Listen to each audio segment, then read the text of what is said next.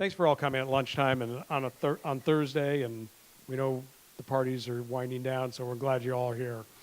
Um, I've covered this industry, for a dozen years for the Review Journal, and about 3-4 years ago, we started hearing about skill-based gaming. What is skill-based gaming? What is it? And it was a kind of an oddity. Then a few years ago with G2E, we saw a few pop up. A couple companies came in, were Gamblit, I remember, had these ideas of what skill-based gaming was. This year, looks like everybody's got some kind of skill-based game. It's and some of them look almost like the arcade. With the Dave and Buster's guy here yesterday, seems like looks a little more like arcades now. So the question, we've got a big panel.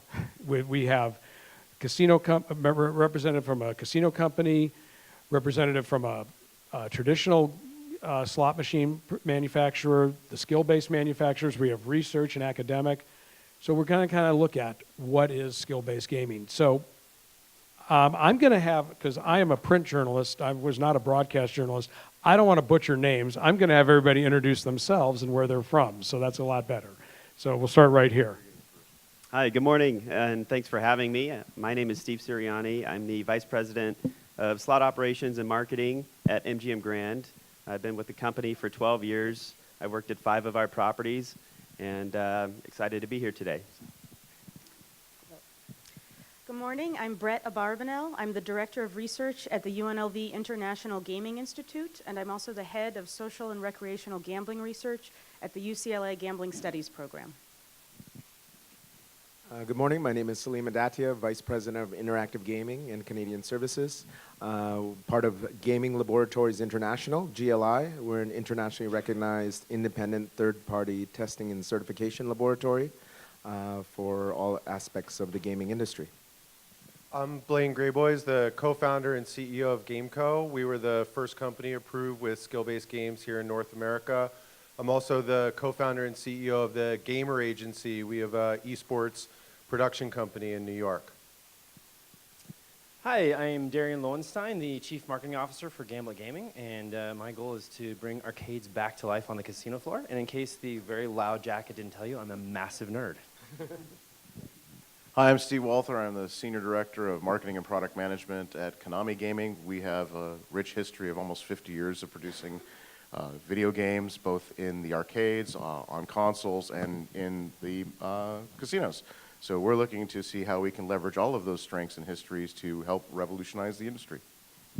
Okay, with that, I'm going to throw out a question, and you have a minute or less to answer it. Give us a definition of a skill-based game. We've heard so many different definitions over the years. What is a definition of a skill-based game? I'm sure everybody's probably has a different opinion. So whoever wants to jump in first. I think it's as simple as a skill affecting your payout. It's pretty cut and dry. It's having a fun experience where you have a bit of control over what you think your outcome is going to be and being able to affect payout by having a better skill than not having better skill. Yeah, I think those are 2 good summaries, and I would further detail it by categorizing it into 2 groups. One group might be a strategic skill, where you're thinking and making decisions to influence your outcome, and the other is physical skill, hand-eye coordination and dexterity.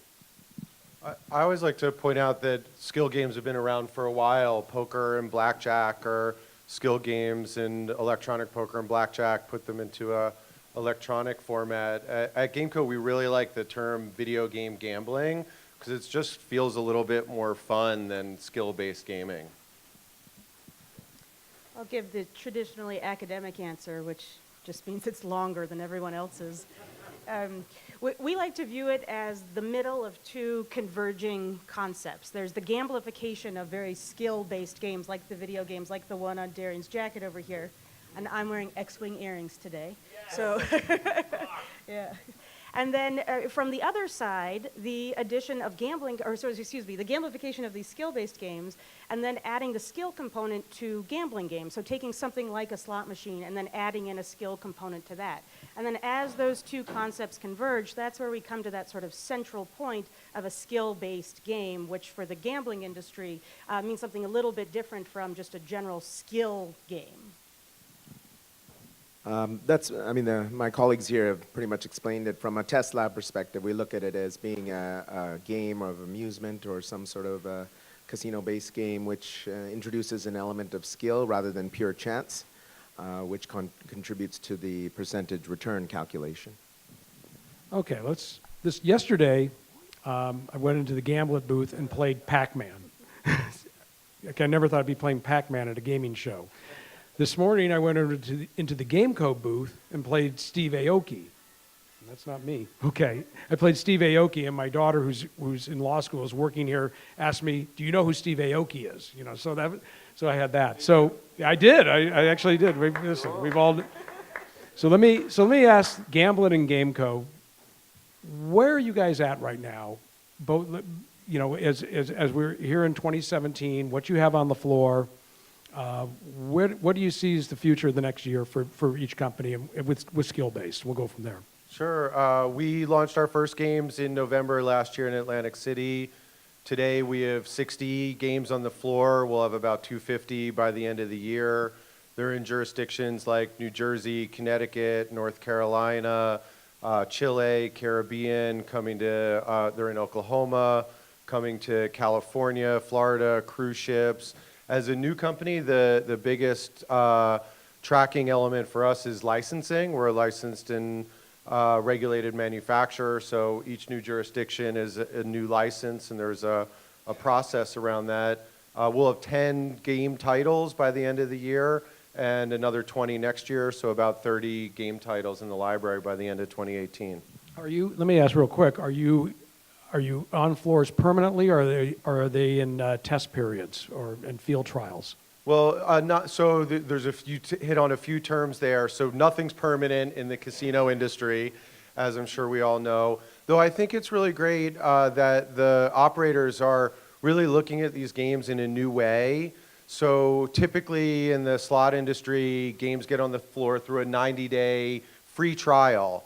At Gameco, we don't do free trials because this is a much longer term strategy. It takes a commitment from the operator with the right floor position, the right marketing strategy, attracting the right players.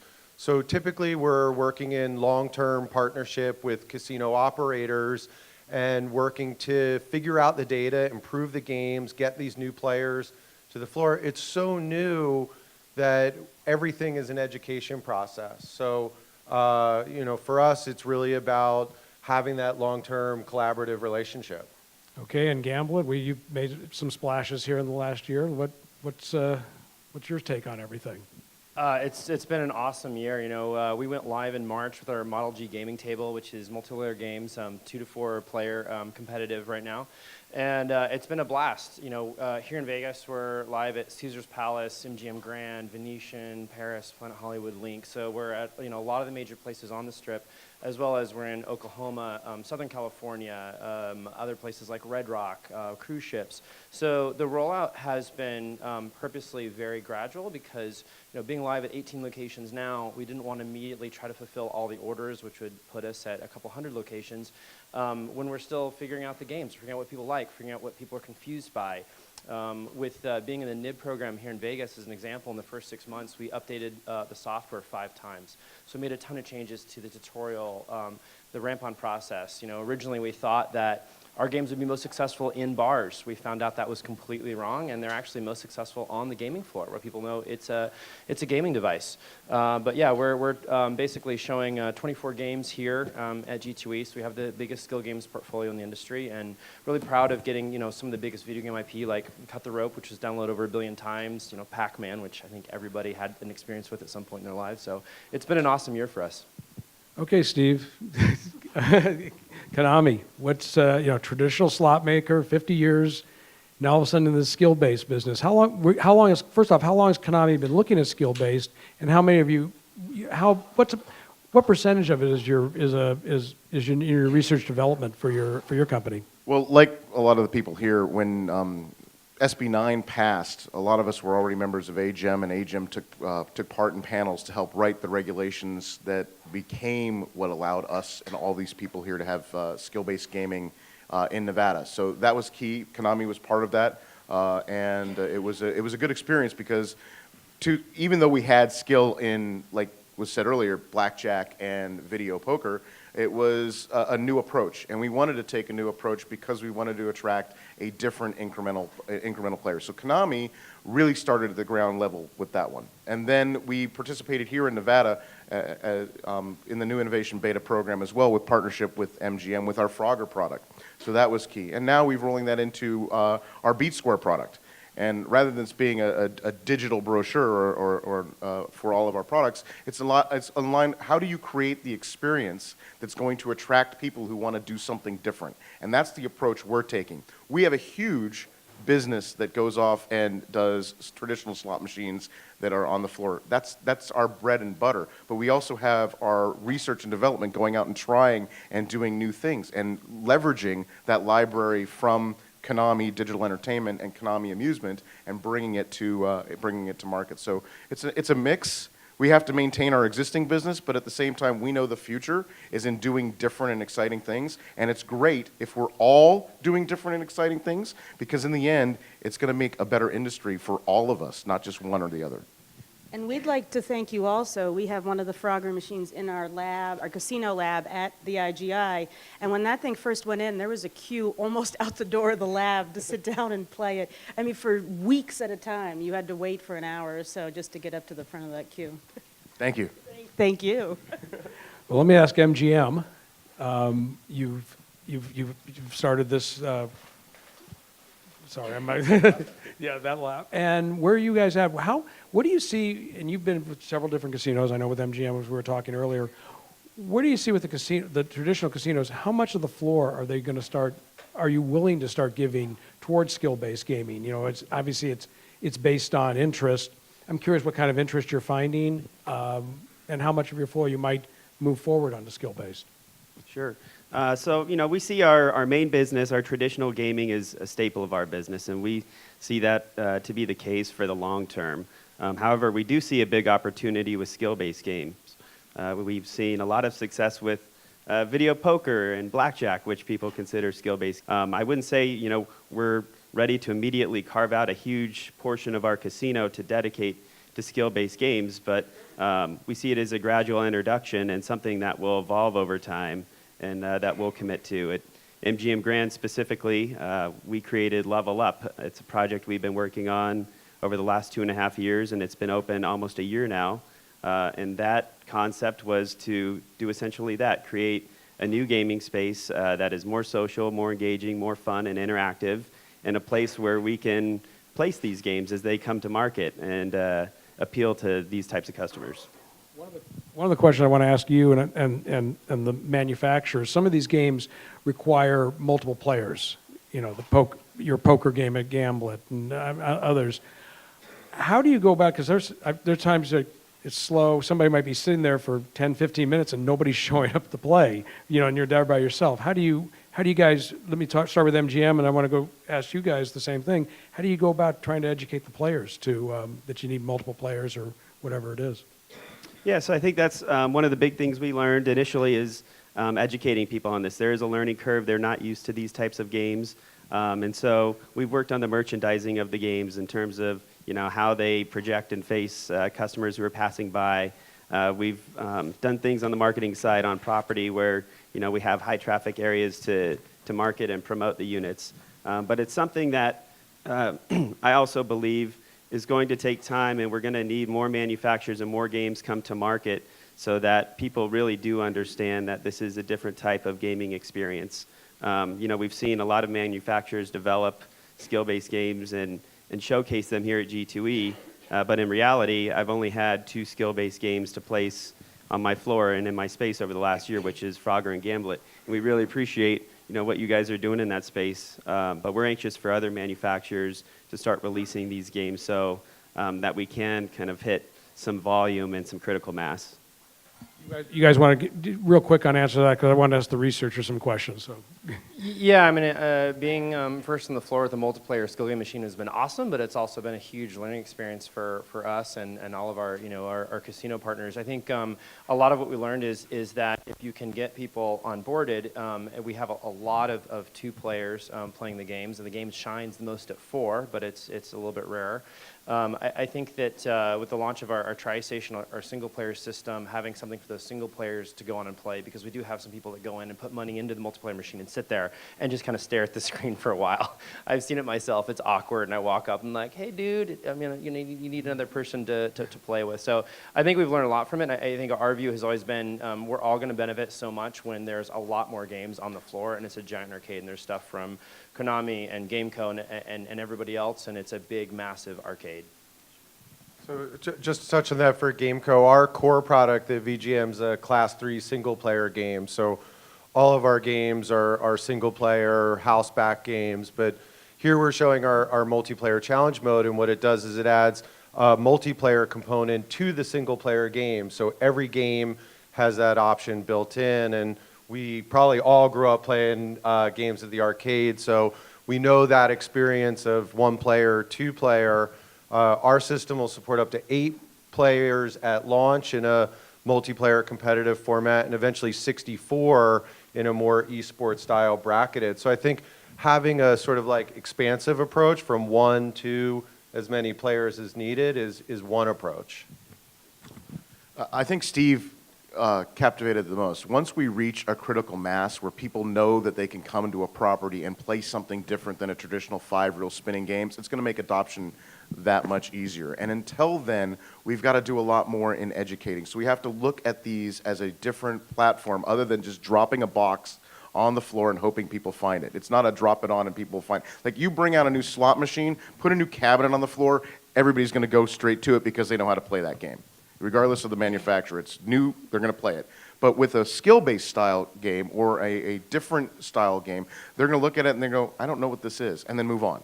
So we have to do a better job in partnership as manufacturers as well as operators in educating the people that it's not going to bite, it's going to be a lot of fun, it's going to be a different experience, and then you're going to get a new crowd. Let me get with the research and and you guys. What are you finding from players and casinos in the studies that you guys are all doing at UNLV and up in British Columbia? What have you found from players and casinos and what they're looking for as we move forward in the skill-based gaming? From our perspective, some of the things we've seen is from looking at the approach of the environment. So within the gaming venues, it's interesting to see when they're trying to present an environment which is much more collaborative, it's engaging to the younger demographic. You might have something, for example, in some of the Canadian casinos, it's called the zone, and where you have rather than, like you were saying, dropping the machine right in the middle of a floor and hoping people can identify the transparent identifiers as that's a skill-based game. There's might be, for example, a portion of the venue allocated to interactive games, games which encourage interaction between the players. There might be a DJ up with the booth, and then they have smoke which comes up when there's a winner or there's players that are playing against one another. So it's really giving that interactive feel and interactive environment, which rather than which may environments which may seclude one-on-one player against machine. It's kind of quiet, and that sort of thing. So with that is one thing we're seeing. And then with respect to the games themselves, what we found is that the most successful skill-based games are those that respect the rules of the game on which they're based. So if it's a slot game that incorporates a skill component, it's still a game that mimics those same things about slot games that were so popular.